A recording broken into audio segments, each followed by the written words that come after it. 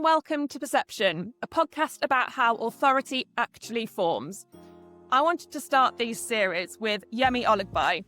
Right now, most people are trying to sell AI, but Yemi has built his positioning around being allergic to what he calls AI theatre. And it's something, I love that phrase and I want to dig into it in a bit. But Yemi, hello. Thank you for being the first ever guest on PRception. It's really great to have you here. I'm honoured to be the first guest. And yeah, like we just said, very excited to get into the conversation today. So yeah, thanks for having me. You work with leaders who are past pilots and proof of concepts, right? But I guess they still can't see how AI actually changes how decisions get made day to day. This conversation isn't really about the tools. Everyone is talking about the tools at the moment, but we're here to talk about believability. So I guess my first question to you is, you describe yourself as allergic to hype and AI theatre. I love it. And it's a real bold position to be in this space where most people right now are trying to amplify that excitement. What made you plant your flag there? I think it was, it's a great starting question. And I sometimes forget that that's how the flag that I've put up. I think so my background is I've spent nearly 17 years now in the technology space. I was working for a technology consultancy. And over time, beyond the kind of initial phases of the business where we were very much an engineering house, we, like everyone, turned to digital transformation. And so I spent many years helping people with their various digital transformation programs. But fundamentally, having seen all of that and then seen the transition for the whole industry really into what we're now calling AI transformation, I think one of the things that I realized was that we'd done that transition from digital to AI, but we hadn't really even gotten around to learning the lessons of the digital transformation era. What I mean is we went through digital transformation and we said it's all about people and process and technology. And I think what actually happened was that lots of people got really good at the technology side of things and they built these amazing bits of software and SaaS and tooling and whatnot. And what they left behind was the people and the process side of things. And I don't think that's gone away now that we've moved into the AI transformation space. When I say I'm allergic to AI theatre, I think what I mean really is that it's like people want to borrow from the language of transformation, right? But when I say AI theatre, lots of people have ambition to do something in AI. And in fact, lots of people have lots of ideas of things that they can do. But the problem is, it's less about, like a mentor once said to me, it's less about the ideas, it's really about the execution, right? It's really about the substance of what you can turn those ideas into in terms of, dare I use the phrase business value, but it's so overtired now, but actual performance, actual movement on metrics, right? All of that stuff goes beyond some shiny pilots and demos that you might have and goes into actual, is there a workflow that we are intentionally and meaningfully and appropriately changing? Is there behavior, in fact, even better still, is there behavior on the ground that is actually changing from one day to the next as a result of what you're trying to implement with the business? So I think that's why I say allergic to AI theatre. And just to clarify, that doesn't mean that I'm one of these kind of naysayers and I'm anti the excitement of what AI can bring, because I think there is some exciting stuff. I think that the system has to change as well as the story. Actually, just before I go into my next question, we met because I saw you talking about AI, I think it was about a year ago at the Economist conference in London. And you were the person who stuck out to me more than anybody I heard talk throughout the day because of how you were talking. It feels like a long time ago in terms of how far we've come with AI, right? Yeah. So what you were talking about then probably it isn't still that relevant, but it was just really stood out. And to me, that you do seem to understand and also know how to position it in a way that is actually really helpful rather than just being either vanity metrics or AI theatre. That was something I just wanted to say. But I'm going to go into my next question, which is, everything is happening so fast. And actually, when you talked about digital transformation, that seems very recent. And we've got AI and AI transformation. And I just feel that every day we've got something new coming up. How do what's actually happening in the boardroom now? Is AI being positioned as this sort of real strategic shift, or is it something that leaders feel that they have to say they're doing? Do they really understand the benefits of it and all of that hard work that you've talked about that needs to be done from an operational perspective? Otherwise, it's not gonna work. God, this is a big question. There's lots of different boardrooms, right? I think the first thing to say is that there are people out there, thank God, who I think can see AI as something strategic. And actually, in fact, just came back from lunch with a contact from my network who doesn't just see it as strategic, but also sees it as something that is a journey, right? It's not a kind of, it's not a destination that you arrive to immediately. It's a journey, and a journey that you go on as a business, a journey that you have to take your business on, and your employees and whatnot. I think what you get in a lot of boardrooms, though, is just the kind of, FOMO is the wrong word to describe this. I guess there's this, everyone else is doing it, so we need to do it as well. Now, in part, that is true, right? That's the basis of kind of competition within the market.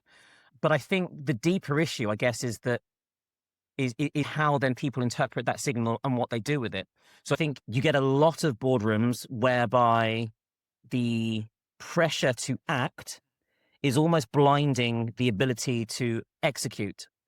And I think actually, not just with AI, but I think with all new technologies, I think and let's face it, technology, digital, that is fundamentally the business for most businesses these days, right?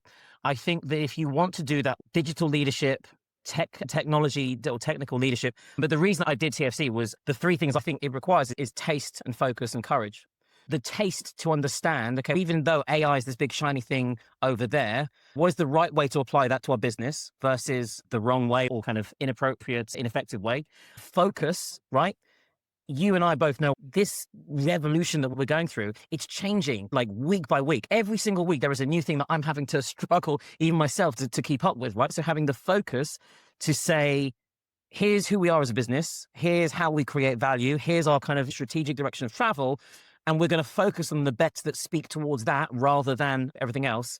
And I guess in the same breath, the courage to actually to not take certain bets, even though it looks like everyone else is doing those and that should be the thing you're doing. And also the courage to slow down, because sometimes it's about going slower to go faster kind of thing. So I think that, there's lots of ambition in boardrooms. I think there's lots of pressure. I think some of that is creating noise and the wrong activity, really. I often say to people, in fact, I think boards often ask the question, what is our AI strategy? I think that's the wrong question. I think it's completely the wrong question, right? Yeah. I don't want to say the tired thing of attach it to your business goals. I think you need to be thinking beyond having an AI strategy, because it's more than the sum of your use cases. It's like, what's the business strategy, but how can we use AI to do it well, or the things that AI can do to help to get a business strategy? I think it's what's your operating model?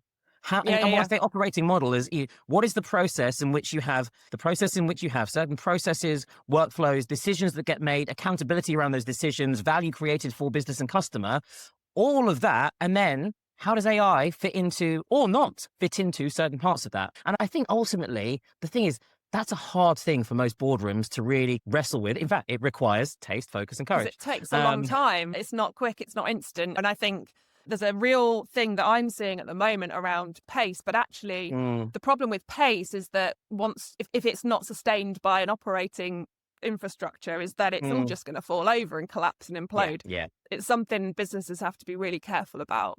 And I was just going to ask you as you were talking, I was thinking, if you were talking to, you've got business A and business B, would you trust someone more who was like talking a big deal about these new shiny toys?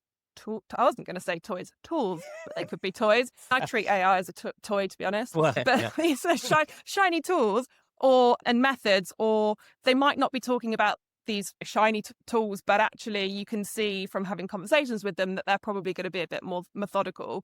I can imagine which one you're going to go with, but what do you think about that?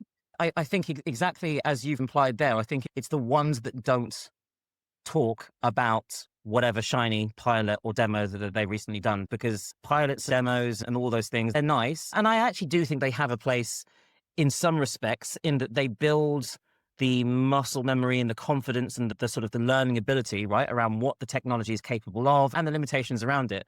But really, for me, it's the people that understand their business. Those are the ones that I trust, right? They understand what business they're in, how that business makes money, because fundamentally most businesses are there to make money amongst the other missions and purposes, and what has to happen on the ground for that to happen, whether it's on a individual department, business unit level. Like, those are the people that I think, okay, cool, there's a conversation we can have here where you're actually going to get something out of this.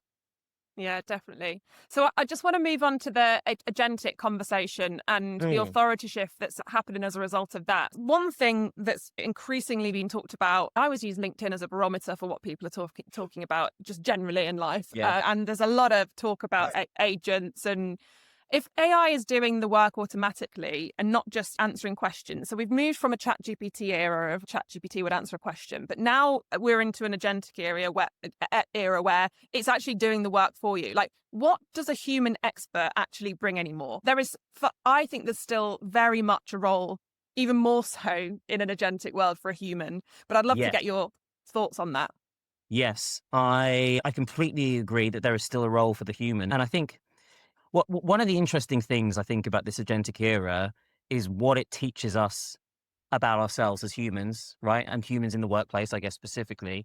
The way that I've always framed it is in some leadership programs, they teach you about this kind of three-tiered model whereby level one is operator mode, and that's the kind of just the doing stuff, right?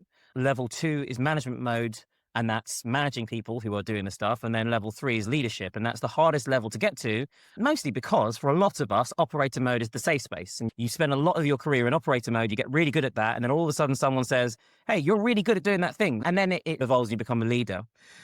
But the thing about leadership is that it requires, and we'll talk about management in a second, but leadership requires vision, strategic thinking, critical judgment, creating the conditions for success. And I actually think all of those things are the things that are required in the space that we are in with AI and with agents, right? The agents, AI was, I guess, fundamentally at that sort of operator sort of mode.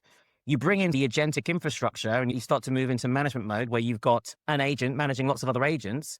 AI is not very good at the leadership side of things. In fact, it's terrible at that because by nature, it is, even though it's non-deterministic, it's following a sort of logical structure. And actually, if you look at lots of leadership that we've had in the past, even outside of the industries that we're in sport and in, I don't know, all sorts of things, sometimes leadership is just a human making some judgment based on their lived experience and expertise on what they think the right thing to do is. And if you looked back at it, it might not be the logical thing that you should be doing in that scenario. But some of the greatest leadership decisions in the past have been a human zigging when you should have zagged, or however you want to describe it. So I think that you will always need a human to be able to have that sort of strategic vision and create those conditions for what success looks like. But I think even if you go down a level, right, at the management level, you still need humans to monitor those agents in terms of what's the best way to design this task that I'm giving this agent or this set of agents to do? What are the guardrails within that? How's a human going to fit into that sort of workflow, that sort of decision loop, escalation paths, quality? What is our bar, our baseline for quality for us as an organization, which is different from them? And then, of course, basic human judgment. So I think you're always going to need that. And I think this is the thing that actually worries me about some of the rhetoric, the narrative you have in the market of let's get rid of a portion of the workforce, right? Or let's focus primarily on cost reduction, right? Reductive rather than growth, additive. How can we help our people do more by getting them more involved in different bits of the workflow or the process where they're adding more value because we've now got these agents that can do this other stuff? Yeah, and I think for me, I agree with everything you've just said. And for me as well, just to go one step further in terms of the skill sets you need. I think fundamentally, you need humans to be able to guide in the right way. And some of those decisions you said were probably subconscious because over 20 years of experience, you do build things and things just become you don't even know where this has come from. It's come from somewhere, Yeah. some experience somewhere down the line, but you've forgotten what it is, but you're able to make that decision in quick time. But it also, for me, raises the need for business leaders particularly, to be really critical about their thinking about what kind of skill sets they need and what kind of team structure they need to be able to manage this well. And like you said, the human judgment is where the quality comes into it. And I think that's not, certainly from my perspective, is not going away anytime soon. One piece of advice I give, and I have given, is around you need to think about your team capabilities because that's the future, I think. Yeah, 100%. And I think the other thing that I've been exploring myself recently is just to help advise companies better is just rethinking how we think about apprenticeship, right? Because I think obviously there is something to leverage there in having AI and a bunch of agents operating within the business, doing that kind of, I guess, low level, manual, automated grunt work. So fine. Let's say arguably it makes sense from a financial perspective to have agents doing that.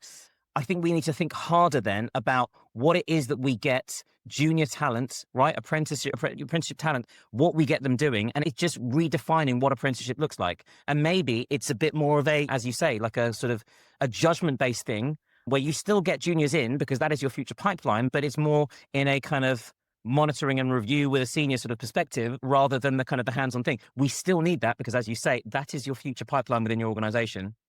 Yeah, it's funny you say that. It's something when I built an AI tool called Promptly, which like I said, the world has gone from B to C to Z by now, actually, since I did that. But one of my like points of my vision for that tool was thinking about, I've got 20 years experience. Like, I feel lucky that I've got enough experience to know how to do a strategy, sometimes with my eyes closed because it's a bit subconscious.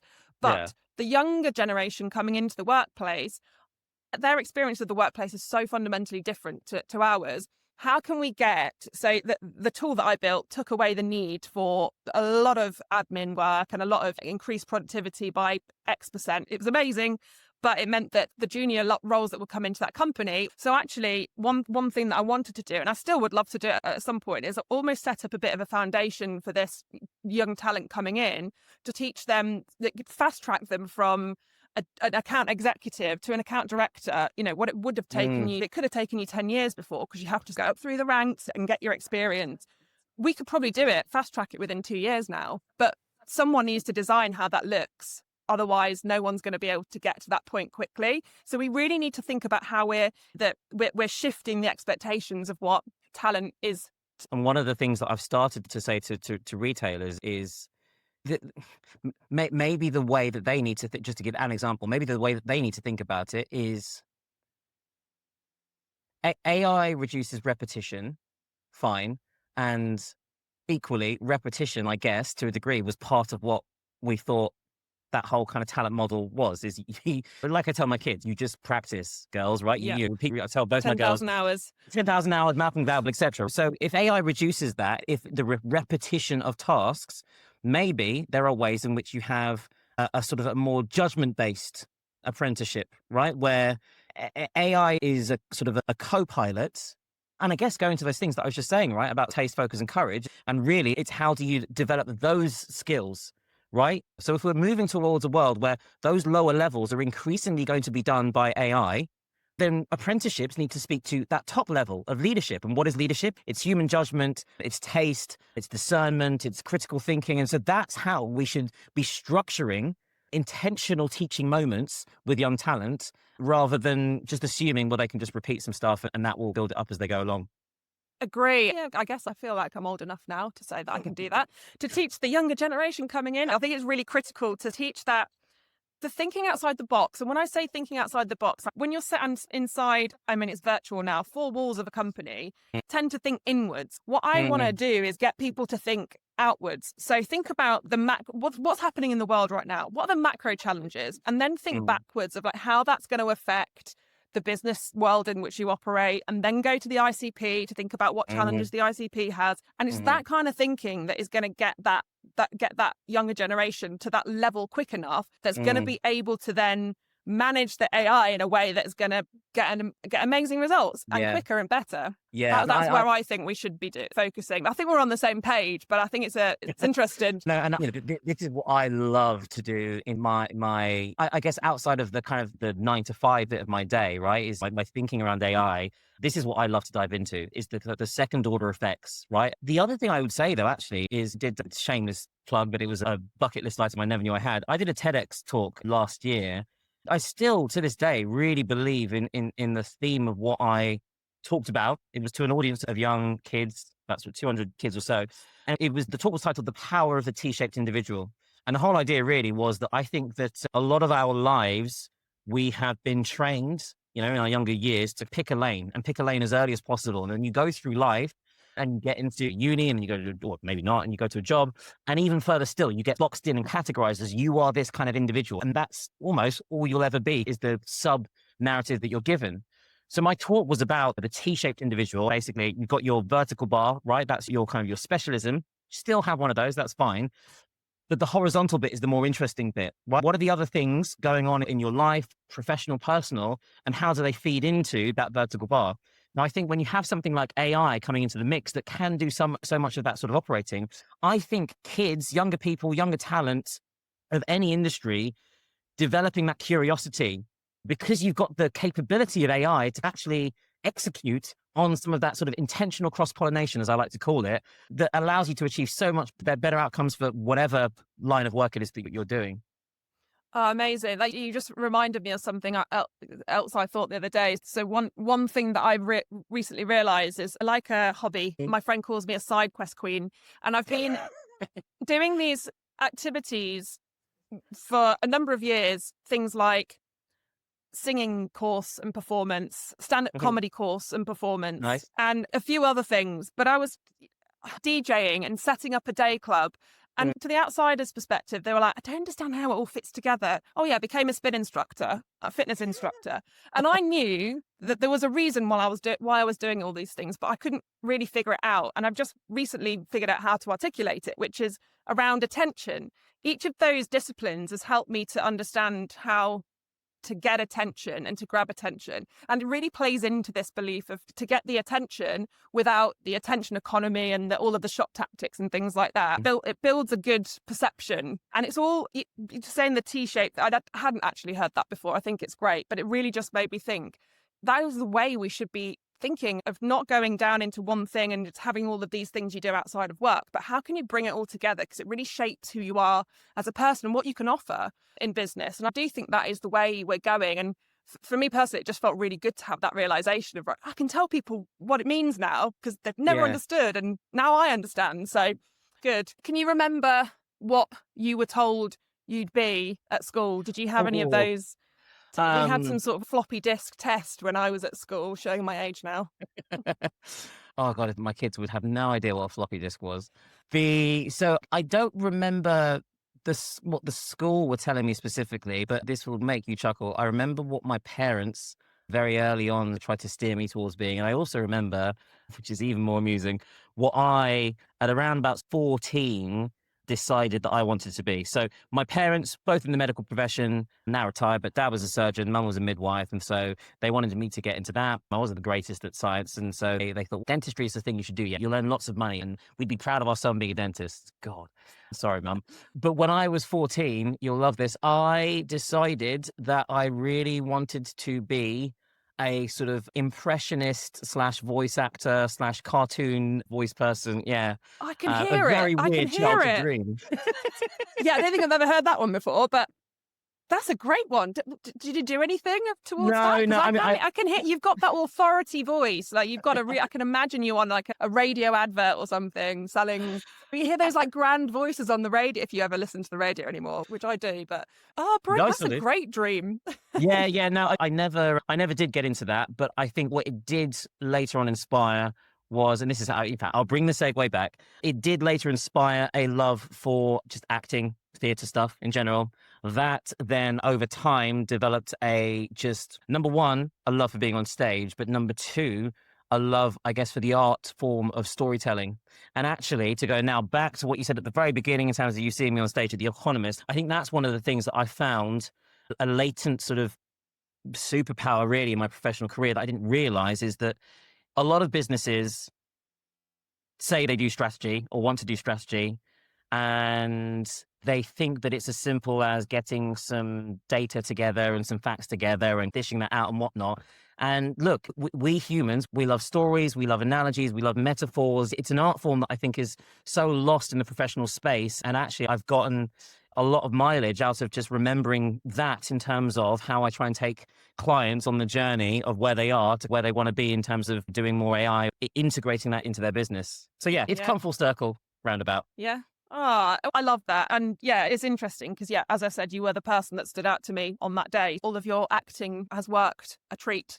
There's just another section I just want to ask a few questions around before we wrap up. But we're using, when I say we, it's like buyers are using AI to do research and shortlist before even speaking to anyone. And I know this works from a B2B perspective, obviously longer sales cycles, shorter, only 5% of people are in the market are ready to buy at any point. And obviously there's a consumer element to that, which is where you're focusing at the moment. But want to just get your thoughts on what determines who shows up when people are doing that research.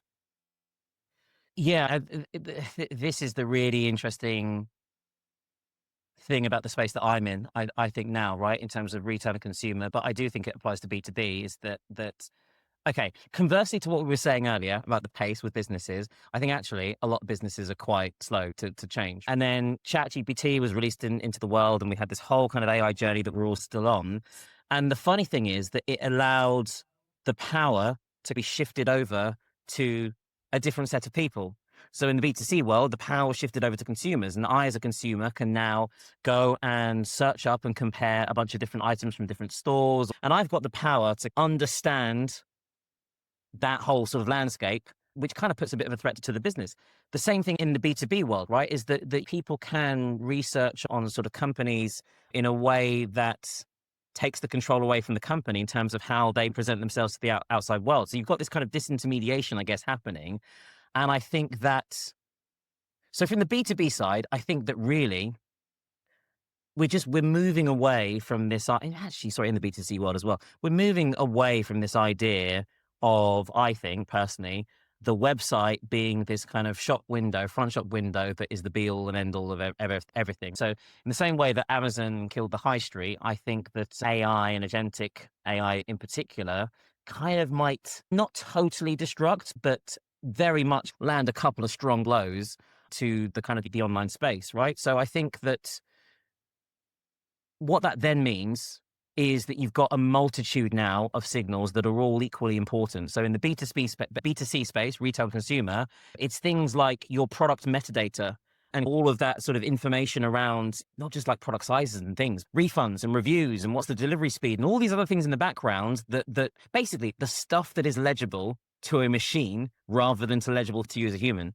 Now, in my space, I think possibly what you might end up with actually is brands having almost two websites, right? Or two sites. One that is still the old school visual shop front window that we're all used to, because we as humans want to emotionally connect visually with a brand in some sort of way. But then there's almost like the kind of the sub site that is, okay, we've got this new customer who are these AI agents and we need to speak to them as well. So there needs to be a whole kind of different framework about how we show up in the market to them. Because the website is one thing, but I guess that there's PR, for example, right? How much are you showing up in a range of reputable sources that allows the agent to decide, okay, it's not just all the fancy stuff that you're saying on your, I don't know, your insights blog on your website, but there's a whole bunch of other trusted signals that I'm collecting as the kind of rounded picture of who I think of you as this kind of B2B organization. I think there's a disintermediation that means that it's a collection of signals rather than just that one signal that normally the person has a control of. Yeah, I think we have gone from, if we think about marketing and there's a historical marketing versus sales, I think there's a world now where marketing and operations of a company has to work even harder. What sprung that idea was when you were talking about reviews. That's not control. This is from a consumer perspective, right? Or it could be a B2B as well. That's really not controllable by a brand's marketing team. That's controllable by the operations of the company being good or being bad.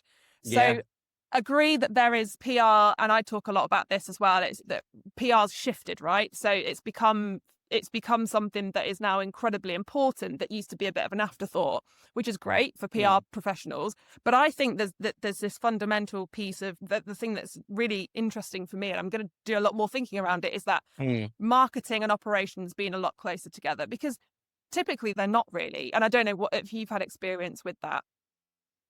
No, that typically marketing is. Oh, I feel like marketing is the kind of the unit of the business that I always feel the most sorry for. It doesn't get as much love and is very much treated in this kind of A to B journey of stuff, when actually it's far more complex and nuanced, and in some ways not measurable in the way that most CEOs would like. Have you heard what's the John Wanamaker quote of 50%? Only 50% of my marketing works. The only problem is I don't know which 50%.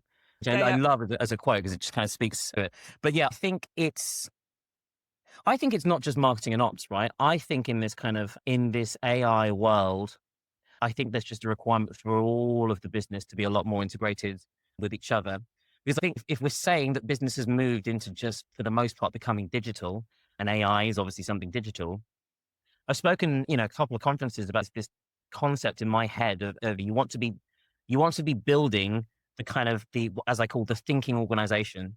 And what I mean is we as humans are thinking organisms. We have our brain and our organs and our limbs, and all of those things are connected and are all working cohesively together to take signals in, to process those signals, and to then decide what's the right thing to do or to act, to say. And I think it's the same thing with organizations, right? Is that I think that as this, almost cognitive layer, right? AI gets fed more and more into organizations. What you want to be doing is building an organization that is connected enough and so can then take all of the signals, both internally and externally, take those signals, sense from those signals, what do those signals mean, start to then anticipate and to think and to reason with those signals with the view to then coming out the other side. What do we then do in terms of speaking or acting or doing, do you know what I mean, as a business? I know this is a really weird anthropomorphization of businesses, but so I think in order for that to work really well, you need the whole business tied together. I can't work as well if my hand over here is acting on its own, doing a bunch of stuff. And I'm like, yeah, but the rest of my body is trying to be over here doing this other thing. My body is completely synced up together. And I think organizations, the more AI-ified, is that a word? Let's make it a word. It is now. It is now. The more AI-ified you become, the more all of that needs to be synced up together. Yeah. And I think it's, from my experience of working in organizations that are large, it's easier said than done, right? And I think there is a lot of education to be done at every level in every department of the business. And there's probably going to be a bit of friction towards it because not everyone thinks the same way. But I agree in principle. It's like, how do we actually get to that point though? And I would say we're nowhere near getting to that point, but you might disagree. No, I think we're nowhere near. But see, the other way that I sometimes look at it, and this is a bit of hyperbole, so you'll have to excuse me. I've heard a lot of people saying that in no time we're going to have the first one-person billion-dollar organization, right? Now, if we think about that practically, what that means is, if that's to be believed, you are going to have an organization that is one individual, and then is a whole bunch of agents that are all connected enough with each other and orchestrating each other enough that they are able to produce value for that business, such that business gets to the status of being a $1 billion organization. If that's possible, if that's to believe, then someone will create an organization where, built from the ground up, they design it with that in mind, which means it's feasible. It just means that, as you say, it's a harder job for an organization with a legacy operating model, legacy workflows and processes to figure out how they go from where they are to that. But fundamentally, that's what the competitive market space, the competitive space might be in the future, is that you will be competing at much leaner organizations that are able to create value for themselves and for customers with a much tighter orchestration across all parts of the business. And hard or not, I think businesses are going to have to come around to the idea of working towards that. 100%. Right. One more question before we go. If you could go back and change one thing about how you personally built credibility, and you have built credibility before you say, oh, I haven't. Not that I know if you would or not, but what would it be and why? If you think about your 17-year career that you talked about up front. I would probably change my outlook on my perspective on myself. I think would be the one biggest thing. I think that I'm basically just going back to the TED Talk thing that I mentioned earlier. I think that a lot of my early career was spent trying to compare myself to other people with different talents than my own. And so to go back to that T-shaped thing, I think what I've only recently realized in life is that just there were just other parts to me as an individual that I just hadn't tapped into that have actually been really powerful in getting me to where I am. And that's everything from the different sort of hobbies and things that I do, like even non-professionally actually, right? Like, I don't know, music making or gym or motorcycle riding, all these things in very weird and interesting ways, if you think hard about it enough, are skills that make you as a person. And there's just a bit of creative thinking in terms of how to apply that to other aspects of your life. I think that's the first thing that I would say. I think the other thing is also just externalizing my thinking. As you probably know, I do a lot of speaking and writing about AI, and I've always been someone who's been very curious and loves to learn.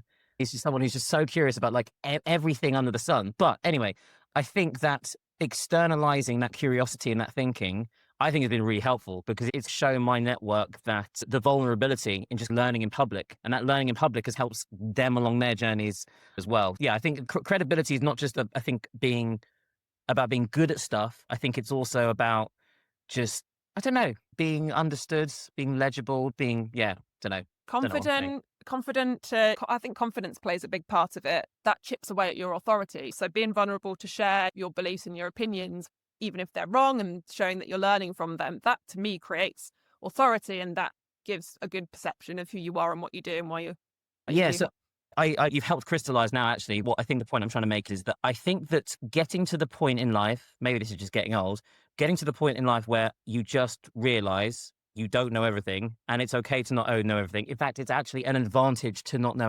everything, because it takes you on an even further journey of learning. I think that is way, way more confident than someone coming into a room, whether it's a sort of a conference stage or a boardroom, and thinking that they know everything, because none of us really do.